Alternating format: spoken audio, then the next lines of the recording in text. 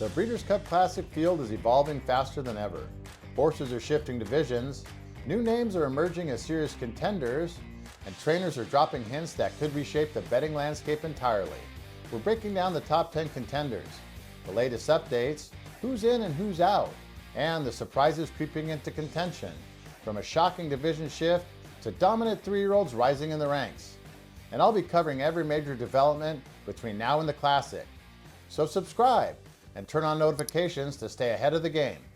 First, let's talk about Nysos. He was originally slated for the Classic, but he's now being pointed towards the dirt mile. Trainer Bob Baffert confirmed the move, mentioning that after the Pacific Classic scratch, that with the distance still uncertain for him, he's more likely to race in the dirt mile, or even the sprint. Now, this decision comes after a recent 4-furlong work in 48 seconds over that Santa Anita Tapeta surface. It was Nysos' first breeze since a foot injury knocked him out of contention for the Classic. And Baffert described Nysos as having a great mind and not being a one-dimensional runner, capable of sitting off the pace or taking the lead as needed. He also credited jockey Flavien Prat with knowing the horse really well and being able to adapt to his style. Baffert went on to say, "He's training really well, we're just taking it slow and steady." Next up is Fierceness, and trainer Todd Pletcher has his eyes firmly set on the Breeders' Cup Classic. After a strong showing in the Pacific Classic, Pletcher admitted that there were some nervous moments early on. He said, "I wasn't very happy, I was very concerned when he did that," referring to Fierceness's veering hard toward the rail right out of the gate. And Fierceness angled to the inside, almost went into that temporary rail at the beginning of the race. He then added, "We got bottled up in behind horses, and it looked like he was a little trapped. I was concerned that he was headstrong. But I thought that Johnny Velasquez made a great decision when he split the horses and let him make his move a little bit early. That tactical adjustment let Fierceness show a new level of grit and composure. Most recently, Fierceness worked 4 furlongs at Saratoga in 50.3 seconds. Not flashy, but exactly the kind of steady tune-up Pletcher wanted heading into October. And the connections are confident he'll move forward off that effort." Pletcher also reflected on last year's Breeders' Cup Classic, saying, "We felt like he ran a race at Del Mar that could have won. He just was involved in fractions that were a little too fast and couldn't sustain it at that distance. But we felt like he liked the surface. And that's a telling comment. It's just about getting the right trip. And if he keeps this form going, he's a major Classic threat from start to finish." Sierra Leone, trained by Chad Brown, is aiming for back-to-back Breeders' Cup Classic victories. And his form says he's still right there with the best in the division. His Whitney Stakes win earlier this summer show that he can still put away the top-level competition. And most recently, he ran a solid second to Antiquarian in the Jockey Club Gold Cup. That performance didn't hurt his stock at all. In fact, it highlighted just how deep this Classic field is shaping up to be. On September 21st, he worked 4 furlongs in 50.7 seconds at Saratoga. Chad Brown confirmed his plans leading up to the race, stating, "He'll stay here for the month of September, and then by October I expect him to move down to Belmont and follow the plan I used last year." He's been ultra consistent his entire career, and I'm hopeful he goes out in his last race as he has in all his races. Consistent.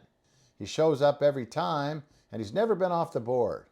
That's the hallmark of Sierra Leone. Maybe not always flashy, but absolutely reliable.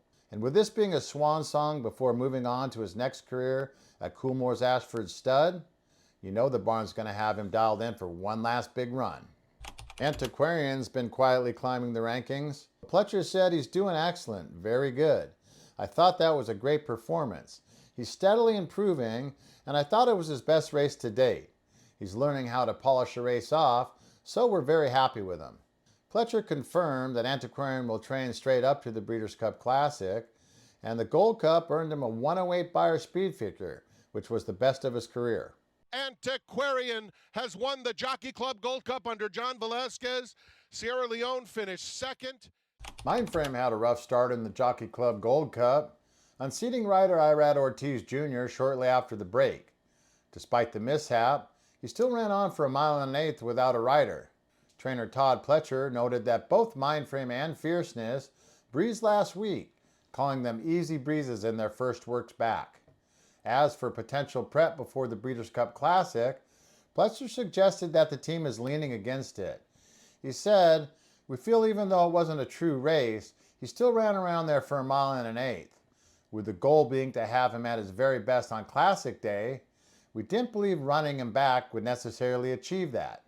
The Jockey Club Gold Cup marked Mindframe's first loss of the year, and the only time he's finished outside the top 2. Prior to that, he scored victories in both the Stephen Foster and the Churchill Downs Stakes. If you're enjoying this breakdown, hit subscribe. We cover previews and updates for all the biggest races. Forever Young, trained by Yoshito Yahagi, is looking to make an impact after a strong showing in the Saudi Cup.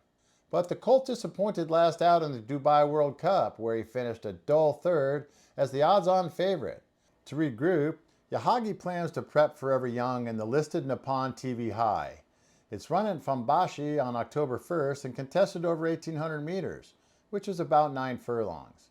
In preparation, he breezed 6 furlongs over Rito's woodchip course in 126.5, where he finished strongly with a final furlong at 11.2, under regular rider Ryushi Sakai. Among the talented 3-year-olds, Sovereignty has emerged as the clear standout.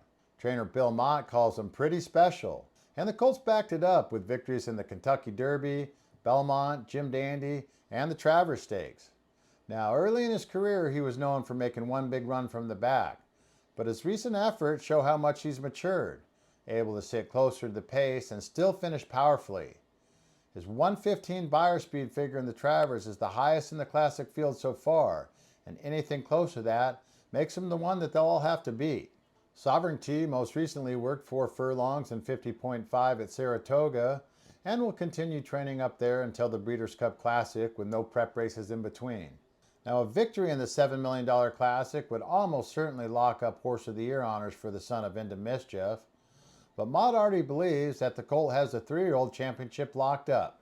Journalism comes into the Classic as the second best 3-year-old behind Sovereignty, and last out he ran a strong second to Fierceness in the Pacific Classic. It was his first start against the older horses. Since then, he's turned in a sharp 4 furlong work in 48.2, and he looked like his usual self. He's a serious contender, but he's going to still need to prove that he can topple his main rival in Sovereignty. Running out of his own stall took precedence more than anything else. That's what trainer Michael McCarthy said of the decision to target the Breeders' Cup Classic. He's obviously at the head of his class, him and Sovereignty, but you're looking at a horse that's still giving up experience and maturity. Finally, there's Baza. Trained by John Sheriffs, he stamped himself as a Classic contender with that 105 buyer in the Pennsylvania Derby.